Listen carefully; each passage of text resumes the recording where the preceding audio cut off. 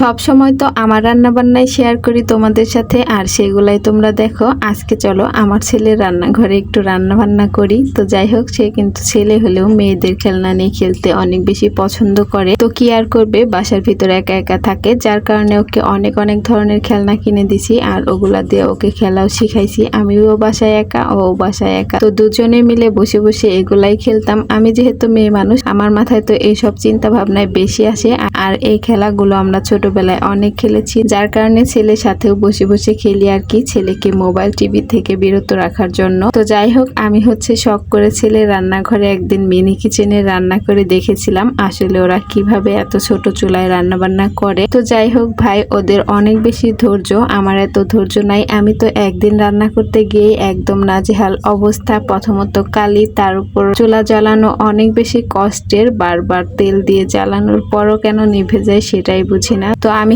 Kerosene তেল দিয়েই জালটা ধরাইতেছিলাম, তবে বারবার কেন নিভে যাচ্ছিল, আর অনেক সময় অনেক বেশি জ্বলে, হঠাৎ হঠাৎ আবার নিভেও যায়। তো যাই হোক, আজকে কিন্তু মিনি কিচেনে অনেকগুলো আয়োজন করেছিলাম, সকালের নাস্তা থেকে দুপুরের খাবার রান্না সবকিছুই করেছিলাম আজকে। প্রথমে আমি দুধ চা সাথে পরোটা ভেজে নিয়েছিলাম, নাস্তা টাস্তা করে দুপুরে রান্না বান্না শুরু করে দিলাম। তো এখানে আমি সবজি দিয়ে মাছ রান্না করেছিলাম, সাথে বেগুন ভাজা, গরম গরম ভাত। আর এই ভাতটা আর বেগুন ভাজিটা আমার ছেলে খেয়েছিল, মাছ তো সে খাবে না, মাছটা সে অত বেশি পছন্দ করে না, মাছ মাংস কোনো কিছুই সে খাইতে চায় না, তার শুধু ভাজা পোড়াটাই বেশি পছন্দ। তবে মাছ খাওয়ায় অনেক বেশি কষ্ট করে, আজকে অনেক কষ্ট করে এভাবে রান্না করেছিলাম, কিন্তু এই তরকারিটা কিন্তু আমরা কেউ খাই নাই, কারণ আমার কাছে তেমন ভালো লাগে নাই দেখেই, মানে জালটা কম হয়েছে। অনেক বেশি কষ্ট করে রান্না করে যারা মিনি কিচেনের কাজ করে আর কি, তাদের অনেক বেশি কষ্ট আমি একদিনেই বুঝতে পেরেছি, কারণ এত ছোট চুলা, তার সাথে পাতিলও ছোট, ঢাকনা সবকিছুই ছোট, আর চুলাটা